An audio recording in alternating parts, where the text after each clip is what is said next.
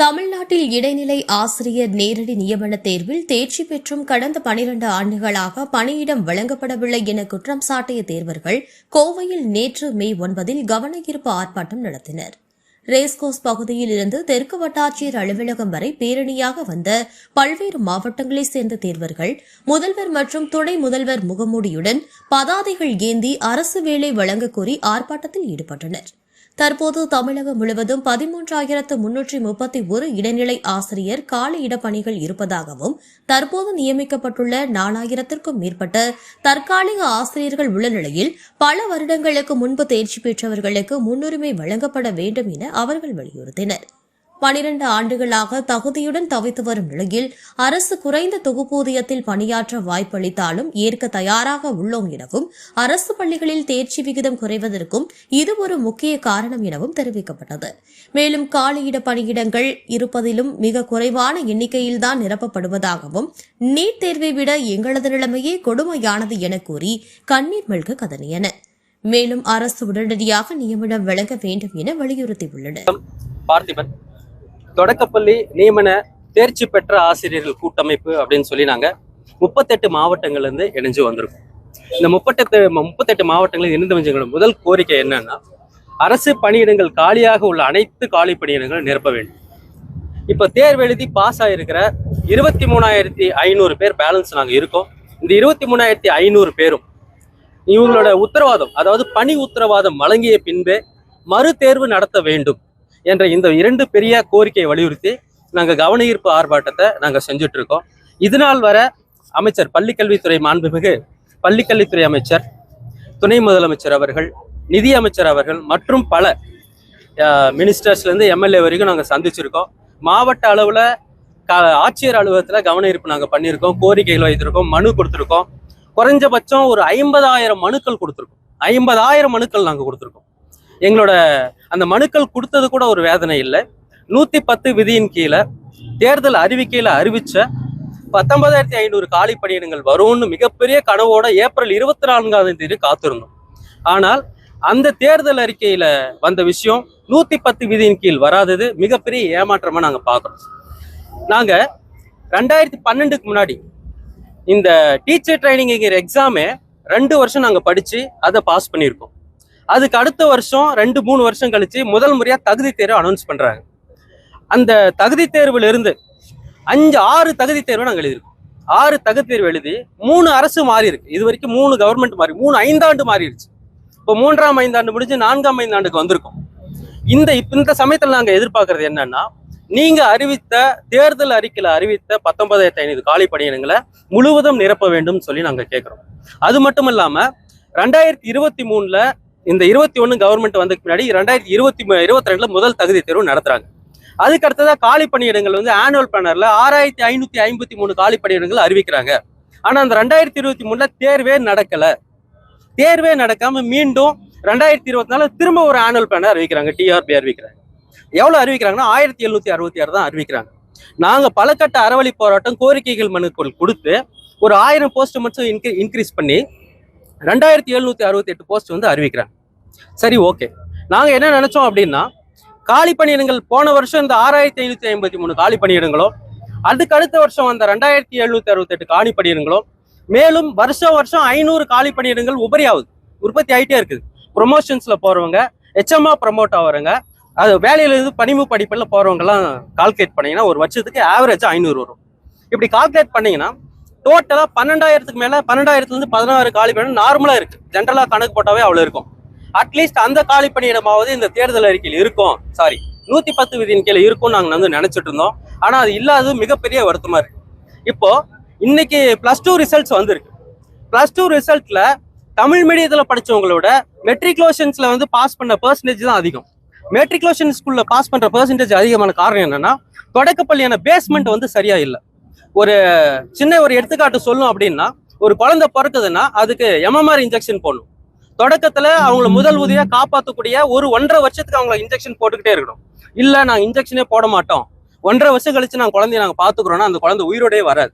அந்த மாதிரிதான் இன்னைக்கு தமிழ் வழியில அரசு பள்ளியில படிக்கக்கூடிய தொடக்கப்பள்ளி மாணவரோட அவங்களோட நிலைமை எப்படி இருக்குன்னா, பேஸ்மெண்ட்டே சரியா இல்லை. அடிப்படை கல்வி 5ஆம் வகுப்பு வரை அவனுக்கு எதுவுமே தெரியாம இருக்கு. நான் எல்லாத்தையும் குறை சொல்லல, ஆனா சில இடங்கள்ல அடிப்படை கல்வி குறைவா இருக்கிறதுனாலதான் தனியார் பள்ளியோட போட்டி போட முடியாத ஒரு நிலையை நாம இங்க இருக்கோம்.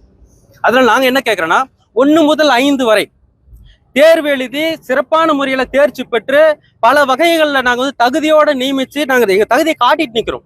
கருணை அடிப்படையில நாங்க கேட்கல, எங்களோட தகுதி அடிப்படையில எங்களுக்கு வேலை கொடுங்க. 23,500 பேர் நாங்க பாஸ் பண்ணியிருக்கோம். தேர்தல் அறிவிச்சது கூட அறிவிக்கலாம், இல்ல உங்களோட ஆண்டறிக்கையில அறிவிச்சது கூட நீங்க அறிவிக்கலாம்னு சொல்லிட்டு நாங்க கவன ஈர்ப்பு போராட்டம் முன்னெடுத்திருக்கோம். இன்னைக்கு தெற்கு வட்டாட்சியர் அலுவலகம் இந்த இடத்துல முழு கவன ஈர்ப்பு அரசுக்கு அறவழி முறையில எங்களோட கோரிக்கைகளை முன்னிறுத்தி கவன ஈர்ப்பு பண்ணணும்னு சொல்லிட்டு நாங்க ஆர்ப்பாட்டம் பண்ணிட்டு இருக்கோம். இது மட்டும் இல்லாம பல வகையில நாங்க இது வரைக்கும் அறவழியில தான் நாங்க வந்து கவன ஈர்ப்பு போராட்டங்கள் வந்து நாங்க பண்ணியிருக்கோம். மிக முக்கியமான விஷயம் என்னன்னு நாங்க இதுல சொல்ல வரோம் அப்படின்னா, 55 வயதை கடந்து அவங்க ஸ்பெக்ஸ் போட்டிருக்காங்க, அவங்களுக்கு கண்ணு புறையே விழுந்துருச்சு.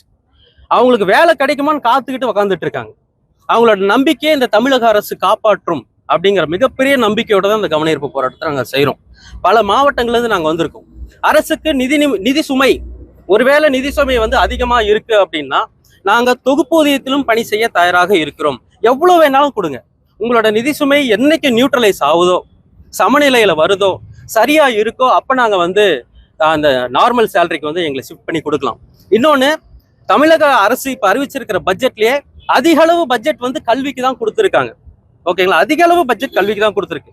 தொடக்கப்பள்ளி ஆசிரியர்கள் எங்களையும் நீங்க கவனத்துல வச்சுக்கணும். அந்த பட்ஜெட்டை நாங்க வந்து வரவேற்கிறோம். இருந்தாலும் அந்த கோரிக்கைகள்ல எங்களை வந்து நீங்க வந்து தொகுப்பூதியத்துல எங்களை நீங்க அப்பாயின்மெண்ட் பண்ணணுங்கிறதா எங்களோட இறுதி கோரிக்கை கேட்கிறோம். ஃபர்ஸ்ட் கோரிக்கை இல்ல, இறுதியா அதை கூட கேட்கிறோம். உங்களால எதுவும் முடியலன்னா மீண்டும் அறவழியில போராடுவோம். அரசுக்கு எங்களோட கவனத்தை வந்து ஈர்ப்போம். தொடர்ந்து இதே அறவழி முறையில எங்கெல்லாம் எங்களோட கவனத்தை ஈர்க்கக்கூடிய அளவுக்கு நாங்க கோரிக்கைகளை முன்வைக்கிறோமோ வைத்துக்கொண்டே இருப்போம். இப்ப பாத்தீங்கன்னா நம்ம தமிழ்நாடு உயர்கல்வியில உயர்கல்விக்கு போற மாணவர்களோட விகிதசாரத்துல நம்ம தான் முதலிடத்துல இருக்கோம். அதே மாதிரி தொழிற்கல்வி இது நிறைய பொறியியல் கல்லூரிகள் நம்ம மாநிலத்துலதான் இருக்கு. அந்த மாதிரி உயர்கல்வியை ஊக்குவிக்கிற நம்ம அரசு இந்த தொடக்க கல்வி ஆசிரியர்களுக்கு எங்களுக்கு பணி நியமனம் வழங்கி எங்களுக்கு கொடுத்தாங்கன்னா நாங்க இன்னும் தொடக்க கல்வியை சிறப்பா செய்வோம். நீங்க எப்படி முத்துவேல், கருணாநிதி, ஸ்டாலின் அப்படின்னு சொல்றப்போ எங்க எல்லாருக்கும் ஒரு கூஸ்பம் வந்துச்சு. எங்களுக்கு எல்லாருக்கும் ஒரு உள்ளுணர்வு வந்துச்சு. அது மாதிரி எங்களுக்கும் இந்த பணி வேணும் அப்படிங்கிறது எங்களுக்கு கடைசி வரை ஒரு போராட்டமாவே இருக்கு. நீங்க கலைஞர் நீங்க முதல்வர் ஆகிறப்போ நாங்க அவ்வளவு சந்தோஷப்பட்டோம். ஆனா நாங்க ஆசிரியர் ஆகிறத நீங்க பார்க்கணும். கண்டிப்பா எல்லாரும் உங்களை இப்ப நீங்க தொடக்க கல்வியில என்ன சொல்றீங்க, அப்பான்னு சொல்லுங்க அப்படின்னு சொல்றீங்க. அதே மாதிரி நாங்களும் உங்களை அப்பான்னு சொல்லிதான் கேட்கிறோம். எங்களுக்கு இந்த ஆசிரியர் பணி வேணும். நானும் பாத்தீங்கன்னா 2012, 13 எல்லா தகுதி தேர்வுலையும் எழுதிட்டு இருக்கேன். ஒவ்வொரு தகுதி தேர்வுலையும் 2012 பாத்தீங்கன்னா எனக்கு டீச்சர் ட்ரைனிங் சர்டிபிகேட் வரல. அதுக்கு முன்னாடியே நான் முடிச்சிட்டேன். எக்ஸாம் முடிக்கையில, கோர்ஸ் முடிக்கையில இதையும் முடிச்சிட்டேன். தகுதி தேர்வு எழுதினேன், பாஸ் பண்ணேன், கிடைக்கல. 2013 வெயிட்டேஜ் கொண்டு வந்தீங்க. ஒவ்வொரு வருஷமும் எங்களுக்கு ஒன்னொன்னு சொல்லிக்கிட்டே இருந்தீங்கன்னா இப்ப நியமன தேர்வு கொண்டு வந்தீங்க. ஒவ்வொரு வருஷமும் ஒவ்வொரு இதை சொல்லிக்கிட்டே இருந்தா நாங்க தகுதி இருந்தும் பணி நியமனம் ஆகாம எங்களோட பெற்றோர், எங்களோட குடும்பத்தை யோசிச்சு பாருங்க.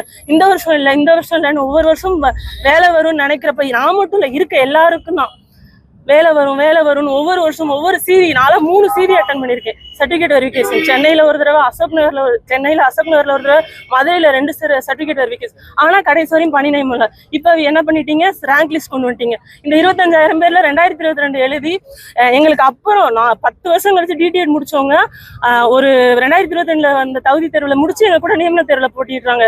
இன்னும் என்னை விடுங்க, எனக்கு முன்னாடி எத்தனை பேர் 50 வயசுல இன்னும் நியமன தேர்வு எழுதிட்டு இருக்காங்க. என்னைக்குதான் எங்களுக்கு பணி நியமனம் தருவீங்க அப்படின்றத கோரிக்கை வைக்கிறேன். அதே மாதிரி என்ன சார், முதல்வருக்கு என்னன்னா, எங்களுக்கு நாங்க வந்து ஏற்கனவே நாங்க ஏமாந்துட்டோம். இனிமே எங்களுக்கு இந்த ஆட்சியில எங்களுக்கு கண்டிப்பா வேலை வேணும். நாங்க வந்து உங்களை நம்பிதான் இருக்கோம், எல்லாருமே உங்களை நம்பிதான் இருக்கோம். எங்களுக்கு பணி நியமனம் வழங்கி எங்களோட வாழ்வாதாரத்தை சிறப்பளிக்கணும். எங்களுக்கு வாய்ப்பளிங்க முதல்வர் ஐயா அவர்களே. அதே மாதிரி பாத்தீங்கன்னா, எப்படி தொடக்கல்விக்கு எத்தனையோ காலேஜ் ஆரம்பிக்கிறீங்க, என்னென்னமோ பண்றீங்க. கல்வியில சிறந்த தமிழகமா தான் இருக்கு. கல்வியில மட்டும் இல்ல, சுகாதார குறியீடு, பாலின விகிதம் எல்லாத்துலயும் சிறப்பா இருக்கு. தொடக்க கல்வியில எங்களுக்கு இந்த 25,000 பேருக்கு நீங்க பணி நியமனம் வழங்குவீங்கன்ற ஒரு உத்தரவு கொடுத்துட்டீங்கன்னா, நம்பிக்கை கொடுத்தீங்கன்னா, நாங்க எல்லாருமே குவாலிஃபைடு தான், தகுதி தேர்வானவங்க தான், எலிஜிபிள் தான், எலிஜிபிள் டீச்சர்ஸ் தான். எங்களுக்கு கண்டிப்பா கொடுங்க. எங்களுக்கு எக்ஸ்பீரியன்ஸ் இருக்கு. எல்லாருமே கண்டிப்பா சிறப்பா பண்ணுவோம். இன்னும் நம்ம நல்லாவே பண்ணலாம். தொடக்க கல்வியை. பலமுறை வந்து அமைச்சர்கிட்ட நாங்க பலமுறை இப்ப கொடுத்துட்டாங்க சார். அன்பில் சார் நிறைய தடவை பார்த்துட்டாங்க. நாங்க எல்லாம் போகாத இடம் இல்ல, ஏறாத படிவாசல் இல்லை, எல்லா இடமும் ஏறிட்டோம். எங்களுக்கு என்ன பண்ணணும்னு தெரியாம இருக்கோம். ஒவ்வொரு இதையும் நாங்க முன்னெடுக்கிறோம். அதை வந்து நாங்க கண்டிப்பா இதை விட மாட்டோம். அடுத்தடுத்து எங்களோட போராட்டம் இருக்கும், அறவழி போராட்டமா தான் இருக்கும். ஆனா எங்களோட பணி நியமனம் வாங்காம நாங்க விட மாட்டோம். எங்களை வந்து டிஎன்பிஎஸ்சி படிங்க, குரூப் 4 படிங்க, அப்புறம் இருக்கு சார் நாங்க 2 years டிடிஎட் முடிக்கணும், 3 years இது முடிச்சுட்டு அந்த மாதிரி பட்டதாரி ஆசிரியர்கள் படிக்கிறாங்க. அது மாதிரி நாங்க தொடக்க கல்விக்கு 2 வருஷம் டிடிஎட் முடிக்கிறோம். ஆனா அந்த 2 வருஷம் ப்ரிப்பேர் பண்ணியிருந்தாங்களே குரூப் 4, குரூப் 1, குரூப் 2லாம் போயிருப்போமே, கண்டிப்பா போயிருப்போம். எங்களுக்கு அறிவு இல்லாம இல்லை, எலிஜிபிள் இல்லாம இல்லை. எங்களுக்கு பணி நியமனம் வழங்கணும். எங்களுக்கு எல்லா தகுதியும் எங்களுக்கு கண்டிப்பா வழங்கணும் சார். அப்பான்னு சொல்லிதான் எல்லாருமே இப்ப நம்ம தொடக்க கல்வியில ஒரு சிஸ்டம் கொண்டு இருக்காங்க. அப்பான்னு அந்த அப்பாட்ட தான் நாங்க கேட்கிறோம். நீங்களே எங்க அப்பா அறிவிக்க சொன்னீங்க. எனக்கெல்லாம் பாத்தீங்கன்னா சார், நான் பாஸ் பண்ணும்போது எங்க அப்பா இருந்தாரு. 2020 எங்க அப்பாவே இல்லை. வேலை கிடைச்சணும் எங்க அப்பா. இப்ப நாங்க என்னைக்குதான் எங்களுக்கு வேலை கிடைக்கும்? ஒவ்வொரு தகுதி 12, 13, 2012 ஒரு காரணம் சொன்னீங்க, 13 ஒரு காரணம், இப்படி வரிசையா காரணம் மட்டுமே கேட்டுக்கிட்டு இருக்கோம். என்னைக்குதான் எங்களுக்கு வேலை கிடைக்கும்? அந்த ஆதங்கத்துல தான் இன்னைக்கு நாங்க பேசுறோம். எல்லாருமே இதே நிலைமையில தான் இருக்கோம்.